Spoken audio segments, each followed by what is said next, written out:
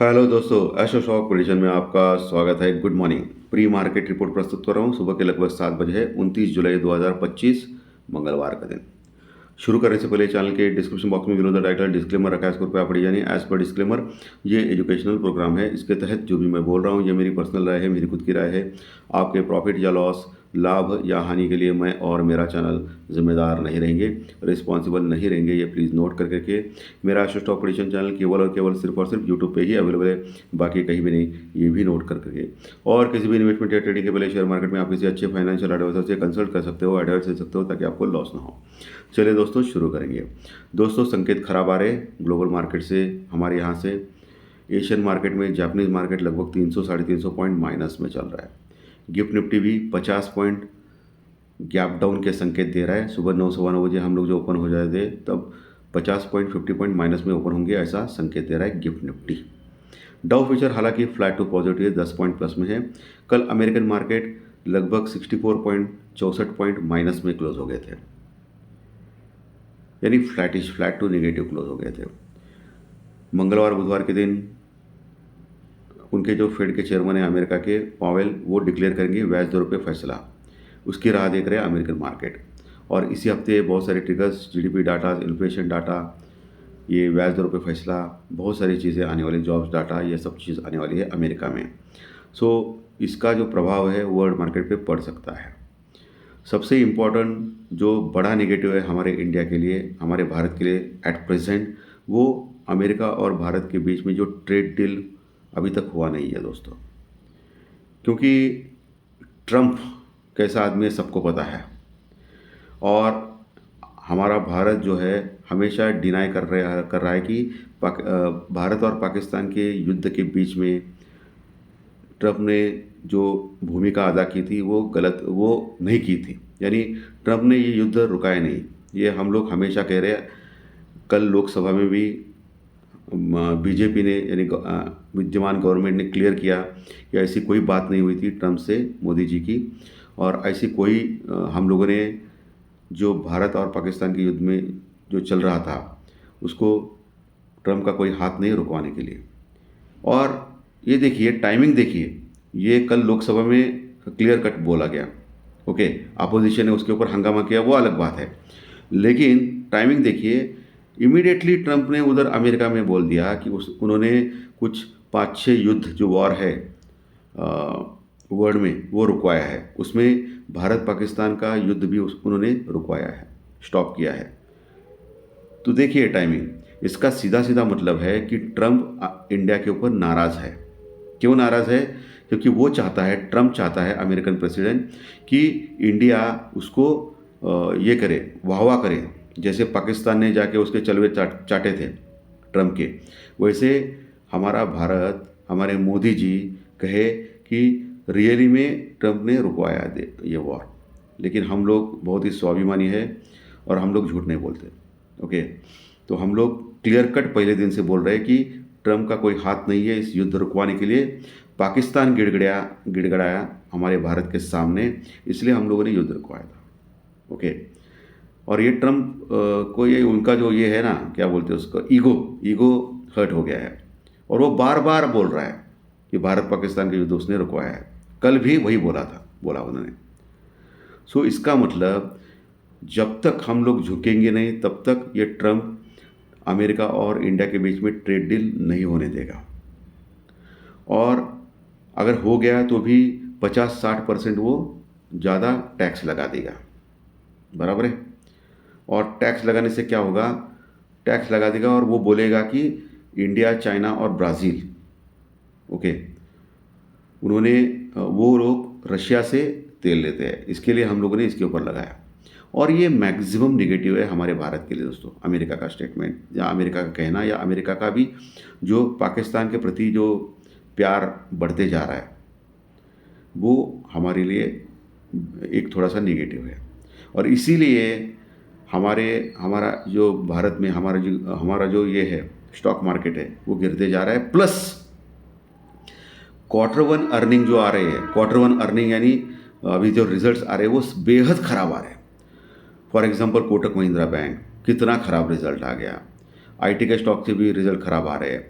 FMCG के stocks भी लगातार खराब रिजल्ट दे रहे हैं।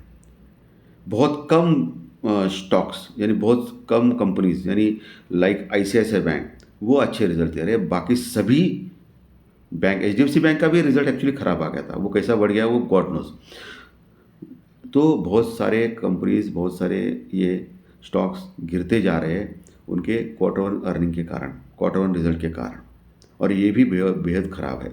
सो ये नेगेटिविटी बढ़ती जा रही है दोस्तों इंडिया में। और हम लोग इम्पोर्टेंट जो हमारा जो स्टॉक मार्केट है इम्पोर्टेंट लेवल भी तोड़ते जा रहा है। तो ये समस्या बहुत बड़ी समस्या है हमारे यहाँ।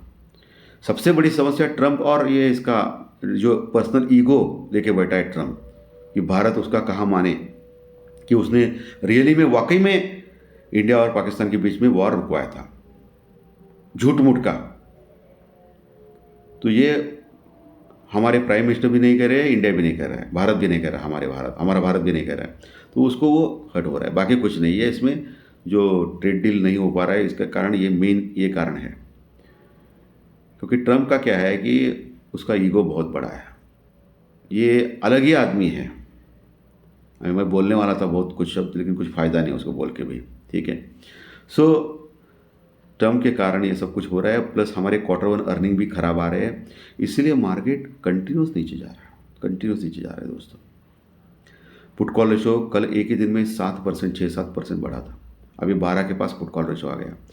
आपको याद रहेगा मैंने 4-5 दिन पहले जब पुट कॉल रेशो 10.50 के पास था लगभग, उस समय बोला था कि इतना नीचे का पुट कॉल रेशो मुझे ख़राब दिख रहा है, तो मार्केट गिर सकता है या बड़ा मूवमेंट आ सकता है मार्केट में।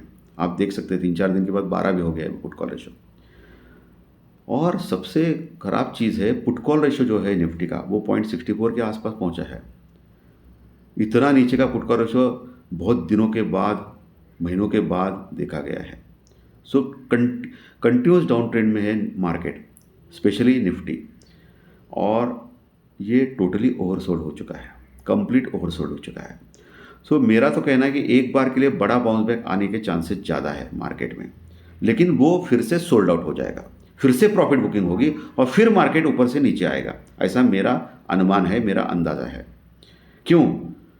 क्योंकि ये बहुत सारी चीज़ें अभी तक होल्ड पे है, जैसे कि trade deal, quarter one earning भी खराब आ रही है, तो ऊपर नहीं टिक पाएगा। और ऊपर ज़बरदस्त कॉल राइटिंग है कॉल राइटर्स का। एफआई भी कंटिन्यूस सेलिंग मोड में है। कल भी एफआई ने एक ही दिन में 6,000 करोड़ का यानी 6,000 करोड़ का आसपास का माल कैश में बेचा था, बहुत बड़ी क्वांटिटी में।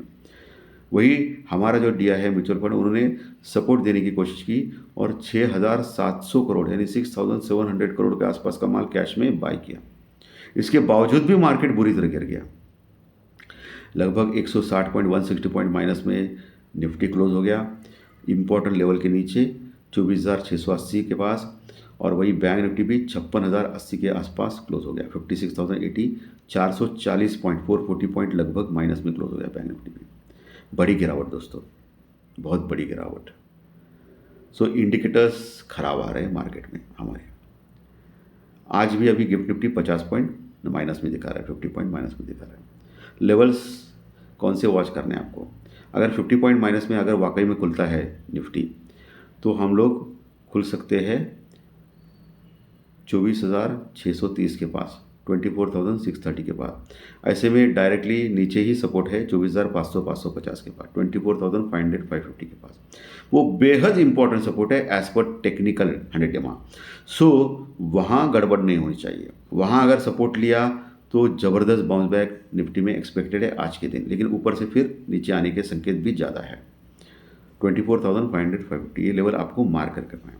उसके नीचे गया तो फिर गड़बड़, बहुत गड़बड़, फिर 24,000 का लेवल आने वाले दिनों में आ सकता है। ऊपर हर 50-100 पॉइंट के पास रजिस्टेंस रुकआउट है, जैसे कि 24,800, 850, 25,000, 25,050 बहुत बड़े रजिस्टेंस रुकआउट है। वहाँ जाने के बाद फिर से नीचे आने का खतरा निफ्टी में है। वही बैंक निफ्टी में नीचे 55,800, 55,500 ये इंपॉर्टेंट रेजिस्टेंस सपोर्ट है, वहाँ देखना है आपको, वहाँ से ऊपर जाता है या नहीं। और उसके ऊपर 56,200, 500, 57,000, 57,000 ये बड़े रेजिस्टेंस वर्कआउट लेवल रहेंगे आज के लिए। कौन सा सेक्टर? सभी सेक्टर्स खराब आ रहे हैं दोस्तों। कल क्या किया मालूम है आपको? कोटक महिंद्रा बैंक को 7% डाउन किया और HDFC बैंक, ICICI बैंक को ऊपर चढ़ा दिया। इसलिए मार्केट यानी स्पेशली बैंक निफ्टी बहुत ज़्यादा गिरा है, नहीं तो 1000 पॉइंट के ऊपर का फॉल बैंक निफ्टी में कल तय था लगभग। तो ये इंडेक्स मैनेजमेंट तो चल रहा है।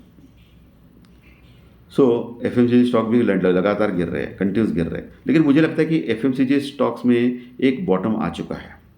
बहुत सारे स्टॉक एफएमसीजी के लाइक आईटीसी जैसे स्टॉक्स 52 वीक्स लो के पास है दोस्तों, और मार्केट कहाँ है? 25,000 के पास है, 24,500, 800, 25,000 के पास है।